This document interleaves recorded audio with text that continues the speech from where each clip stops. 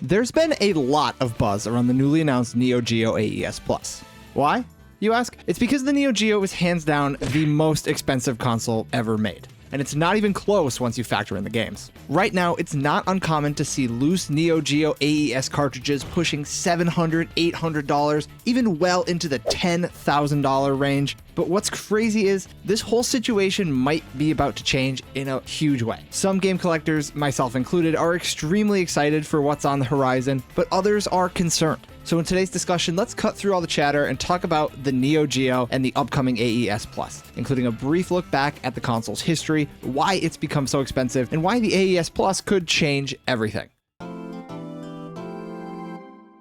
What is going on, everyone? My name is Evan. Thank you for rejoining me here at the evilslaw channel. If you enjoy this video, I ask you to hit that like button and subscribe if you have not already. Also, please let me know if you like this shorter discussion style video. I want to start mixing these in a little bit more with the full retrospectives. Anyway, let's go. Starting with a quick history of the Neo Geo, the system was originally released in 1990 by SNK, a Japanese development company who had previously found success with standalone arcade titles like Ikari Warriors. By the late 80s, SNK started toying around with the idea of making their own modular arcade cabinet, almost like an amalgamation between an arcade and a home console. The physical cabinet would look and feel just like your ordinary stand-up arcade game, but inside, the games would run on interchangeable cartridges which operators could swap out at will. This meant an SNK arcade machine could take up permanent residence within an arcade and still remain fresh with new titles throughout the years, and the whole thing would be rather cost-effective, especially compared to the usual process of cycling out huge arcade cabinets month over month. That idea soon became reality when SNK announced the system under the name Neo Geo. But not only would Neo Geo live in the arcades, it would also take shape as a home console. The arcade unit would be known as the MVS, or Multi-Video System, and a home console would be known as the Advanced Entertainment System, or AES for short. Both featured the exact same hardware, marketed as a 24-bit system, although the specifics of that title are a little debatable. What wasn't up for debate was the system's power. Compared to the SNES and the Genesis, the Neo Geo was a 2D beast, featuring massive sprites and really impressive sprite scaling capabilities, much greater than something like the Sega CD or on the SNES. The Neo Geo's library would go on to include tons of stone-cold classics, known for run-and-gun shooters like the Metal Slug series, arcade sports titles like Neo Turf Masters or Big Tournament Golf in Japan, and more fighting games than you could possibly ever imagine. I would say that is the console's defining genre. But that's a whole other video in itself. Today, I'm going to be talking about the hardware and the markets. So the MVS and AES launched in 1990 in Japan, with the MVS hitting later that year in North America. Originally, SNK had no plans to market the AES to the home market at all. Instead, it was just planning to rent them out to hotels and other hospitality businesses. But dedicated gamers in Japan were still getting their hands on the AES anyway, despite a price tag of over $600. So SNK decided to bring the AES to the home market in 1991. The hook was simple. This is the real deal arcade experience at home. No compromises and no cut corners. The price tag, an eye-watering $649.99. That's 1991 money. By today, that's nearly $1,600. Here in the US, the gold AES bundle included the pack-in game Magician Lord, and there was a silver bundle which didn't include a game, but it dropped the price of the console to just $399. And if you think that seems like a massive price difference over the inclusion of one game, your instincts would be absolutely correct. The AES system might have been over $600, but the games themselves retailed for a staggering $199.99. That's nearly $500 today. The games were excellent, the library very good.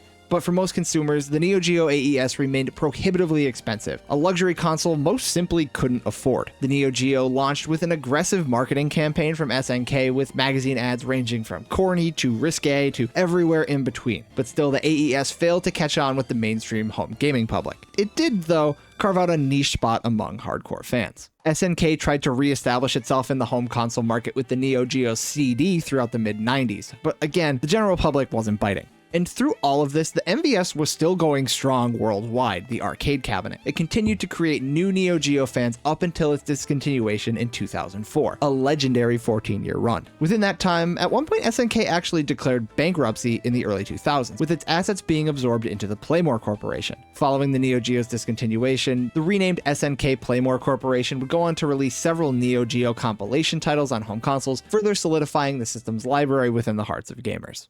Now, over the course of its life, the Neo Geo saw just over 150 titles across the platform, with the vast majority of them being developed by SNK themselves. Not every game made the jump to the AES though. The technology was the same between the arcade and the home console, but SNK took hardware and software steps to ensure that arcade operators didn't buy cheaper AES cards to use in their arcade machines. And with hindsight being 2020 as always, it's hard not to find the irony in that statement, because SNK worked hard to prevent arcade ops from purchasing the cheaper AES games, but as time would go on, the opposite would become the reality. Right now, the market average for a loose Neo Geo MVS game these days will run you about $170 or so. That's the average, but the same for a Neo Geo AES game is much different. The AES has become one of the most expensive platforms you can possibly collect for. It's the high rollers console through and through. Per that same market average, a loose Neo Geo AES game will cost you roughly $700 to $800, with Japanese titles averaging a bit on that lower side. Thankfully, the AES is region free. But those prices are only scratching the surface. If you want to collect some of the best games the AES has to offer, expect the price tag to go way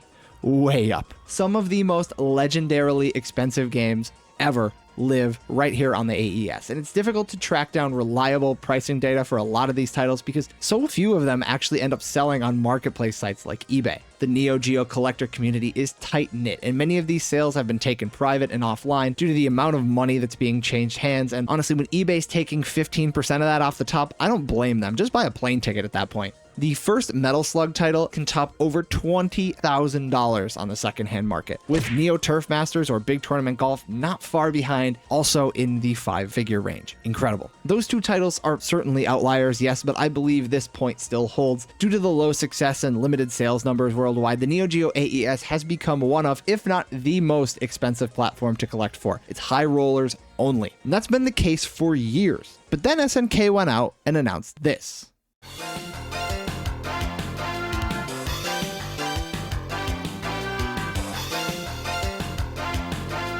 The Neo Geo AES Plus, a full-on modern relaunch of the Neo Geo AES 35 years later. Being developed by SNK and Play on Replay, the AES Plus isn't an emulation machine or a mini console. It uses re-engineered ASIC implementations designed to replicate the original hardware with modern sensibilities in mind. Now, the details here are still a little bit fuzzy. This thing is rather new, but PlayOn is presenting this with no shortage of confidence that it is one-to-one the original experience. And keep in mind, there's been previous attempts at Neo Geo revival consoles, but nothing has come close to what is being tried right now. Perhaps the most notorious Neo Geo system we've seen over the years was the Neo Geo X from 2012, a hybrid system similar to the Nintendo Switch, which ran preloaded games off of a handheld system and offered more titles on interchangeable game cards. The gold edition of the Neo Geo X included a replica-style AES controller and a docking station modeled after the original console. However, the system received heavy criticism, especially around its rather poor emulation quality. This time around with the AES Plus, we're not getting traditional emulation at all. Instead, it's aiming for hardware level accuracy, and SNK says it will be fully compatible with all existing AES cartridges from the 90s and beyond. And this is the part that's really riling up the community. It's the system, but maybe more so, it's the games. SNK announced that alongside the roughly $250 AES console at launch, it will also be releasing 10 new physical cartridges, which are essentially just reprints of AES titles. They've stated these carts will also be compatible with original hardware, and the price tag about $90 each. There's 10 in total. You can take a look at all of them right here.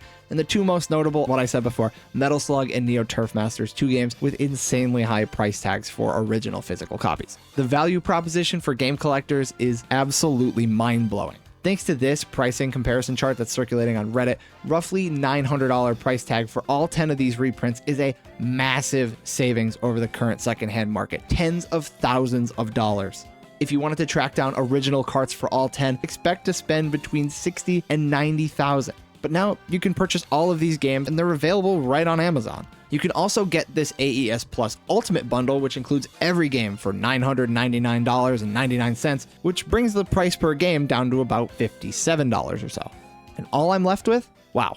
So I ask this to you guys, where does this leave us? I'll be the first to say I'm not a Neo Geo collector, but I do have a lot of love for these games. I grew up playing them, and like a lot of others, the AES Plus has me thinking maybe I could be a Neo Geo collector. I absolutely love the Metal Slug games. That's quite the popular opinion, but I played a lot of this library growing up through various compilations on the PSP, PS2, hell, even on GameTap. The AES Plus certainly isn't cheap. In a way, it's releasing in 2026 in the same way it did in 1991, a luxury system meant for a small but dedicated subset of the community. But compared to any other point in the last 25 plus years, this new console might be the most accessible way to get into physical AES collecting. I'm sure there's a lot of others in my same position. Leave me a comment if you feel similarly. On the other hand, there are many within the Neo Geo and collecting communities who I've seen express concerns about the AES Plus. Some people have a lot of money tied up in these original games, and while I don't personally believe in collecting games purely for value, I understand concern around such massive price shifts.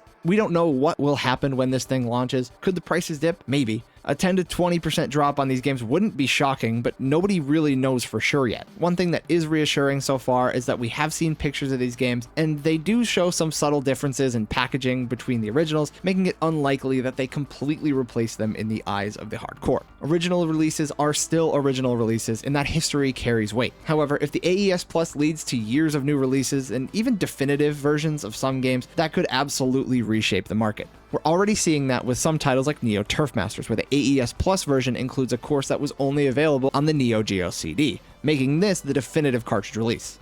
So with that pretty much brings us to where we are today, and it's here that I want to open up the conversation to you guys. What are your thoughts on the AES Plus, essentially a full relaunch of this old hardware? Will you be picking one up, and how do you think it will impact the overall collecting space? I'm still undecided on grabbing one, but I gotta say, every day that goes by, I'm getting a little bit of FOMO, and I'm more and more tempted.